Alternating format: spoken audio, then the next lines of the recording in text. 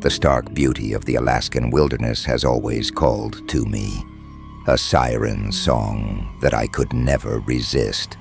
The vast expanses of untouched snow, the towering pine trees, and the silence that envelops everything like a thick, comforting blanket. It's a place where one can truly be alone, surrounded by nature in its rawest form. And it was on one such crisp, clear morning that I decided to venture out into the woods for a hunting trip, armed with nothing but my trusty rifle and accompanied by my loyal Siberian husky, Coda. We set out at dawn, the first light of day barely illuminating the landscape. The air was biting, and each breath produced a cloud of vapor that quickly dissipated in the frigid air. Coda trotted beside me, his thick fur providing ample protection against the cold. His blue eyes were alert, scanning the surroundings as we made our way deeper into the forest. The snow crunched beneath my boots, and the world around us was a symphony of subtle sounds. The distant call of a raven, the whisper of the wind through the trees, and the occasional snap of a twig underfoot. It was a typical Alaskan morning, serene and peaceful. Little did I know that this peace would soon be shattered by something far more sinister than I could have ever imagined.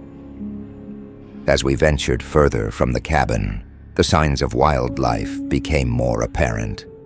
Tracks of deer and other forest creatures crisscrossed the snow, a reminder that we were not alone in this frozen wilderness. But then, something changed. The tracks became less frequent, and the forest seemed to grow quieter, almost unnaturally so.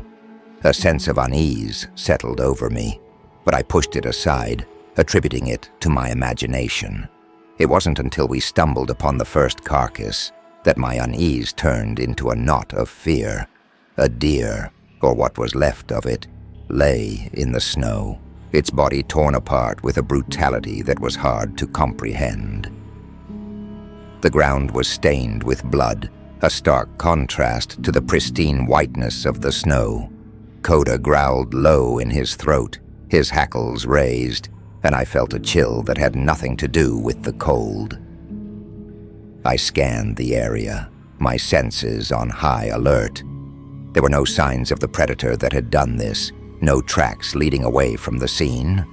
It was as if the killer had vanished into thin air. I felt a growing sense of dread, but curiosity and the hunter's instinct drove me to press on.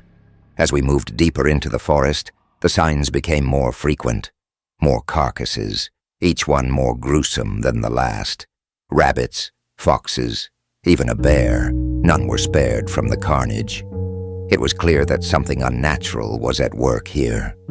The thought of turning back crossed my mind, but I pushed forward, driven by a need to understand what was happening in my beloved woods. It was then that I heard it. The roar. A sound so primal and filled with rage that it seemed to reverberate through my very bones. Coda's ears perked up, and he let out a series of sharp barks, his body tense and ready for action. I raised my rifle, scanning the surroundings for any sign of movement. And then I saw it. Emerging from the snowy brush, its form almost blending with the surroundings, was a creature that defied explanation. It stood on two legs, its body emaciated and covered in patches of matted fur. Its limbs were unnaturally long and gangrenous, giving it a twisted, grotesque appearance. But it was the head that truly sent a wave of terror through me.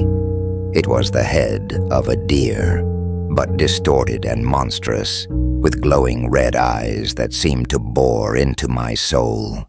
For a moment, time stood still. The creature and I locked eyes, and I felt an overwhelming sense of malevolence emanating from it. This was no ordinary predator.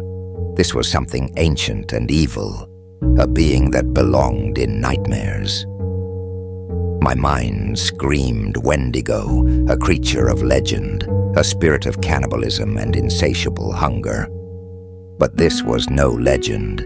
It was real, and it was staring right at me.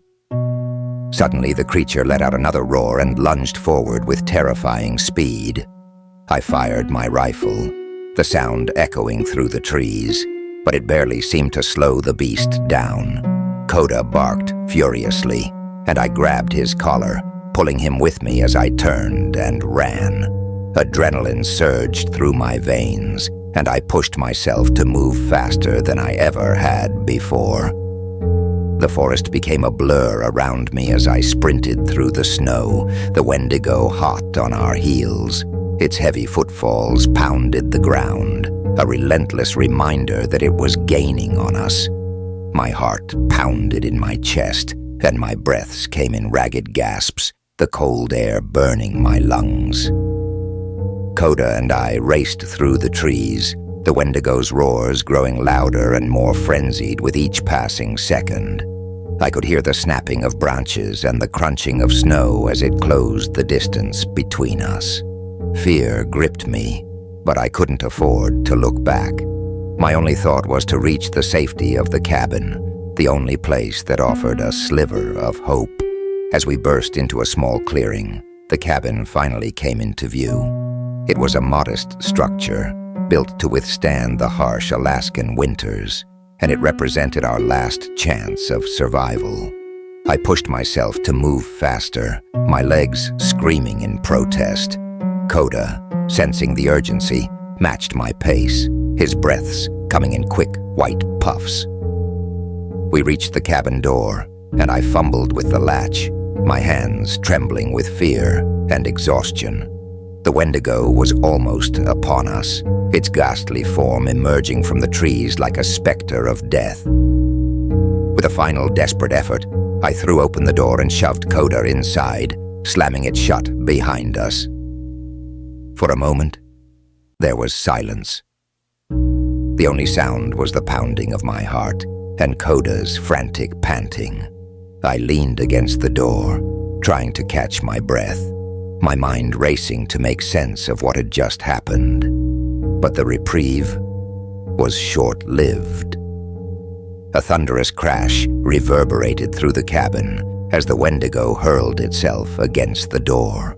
The wood groaned under the impact, and I knew it wouldn't hold for long. I quickly barricaded the door with whatever furniture I could find, praying it would buy us some time. The Wendigo continued its assault on the cabin. The walls shook with each impact, and I could hear the wood splintering under the force of its blows.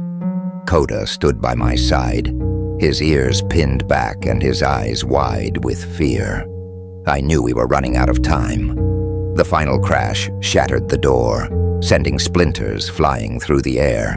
The Wendigo's twisted form filled the doorway, its malevolent eyes fixed on us. It let out a deafening roar, and I raised my rifle, knowing it was our last chance. The creature lunged forward, and I fired.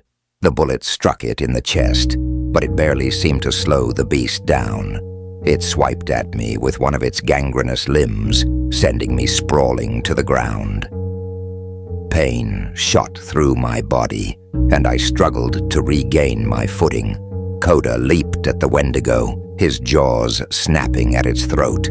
The creature howled in rage, grabbing Coda and hurling him across the room. My heart ached as I heard his yelp of pain, but I couldn't afford to lose focus. I scrambled to my feet, grabbing a knife from the nearby table. With a final desperate effort, I plunged the knife into the Wendigo's side. The creature let out an ear-piercing screech, its body convulsing in pain. It turned its malevolent gaze on me, and I knew that this was the end. The Wendigo's claws slashed through the air, and I felt a searing pain as they tore through my flesh. Darkness began to close in around me, and the last thing I saw was the creature's twisted, grotesque form looming over me. The search party found the cabin 2 days later, alerted by friends and family who had grown worried. The Rangers found the cabin in ruins, the door shattered, and the interior covered in blood. There was a single corpse to be found. The Rangers could not believe their eyes. There lay the corpse of the spirit, a twisted cross between man and deer. Twisted and grotesque as the Wendigo itself was, there was one detail even more baffling than the creature it slew. It appeared to have bites taken out of it. The Rangers, obviously confused and disgusted by this, took a few minutes to process, conversing among themselves. They began trying to come up with rational explanations, of course. Who could blame them? They were looking at an impossible thing, after all. Suddenly, footsteps could be heard on the cabin porch. Before they could even process, they had heard the footsteps. A guttural, primal roar echoed through what was left of the cabin, shattering the ears of the Rangers, almost instantly making them go mad. With what little courage they could muster, they turned to face the source of the roar, weapons drawn but shaking in their hands. There was a man, but hardly. His eyes no longer had pupils. They were white and the veins were popping a bright crimson red. Antlers were protruding from his head. Small antlers, but they were there, as if they had just started growing from its head.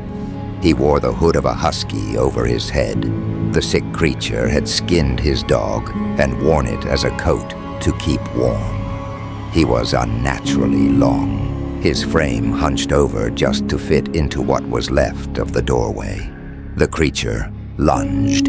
He immediately bit into the closest Ranger, devouring him with a hunger that was unmatched and unholy. Shots rang out as the Ranger screamed his last. Blood splattered across the cabin and covered the other two that were left. The beast finished them off and devoured them all. Having completed his change into the Wendigo, it set off into the woods, leaving the carnage in the cabin to be found. Not a morsel of their bodies were ever recovered. Only the blood left in the cabin let the authorities know that it was indeed their Rangers that were killed in that cabin. Decades later, there are still sightings about a Wendigo that dons the cloak of a husky, murdering its way through the forest, forever hungry.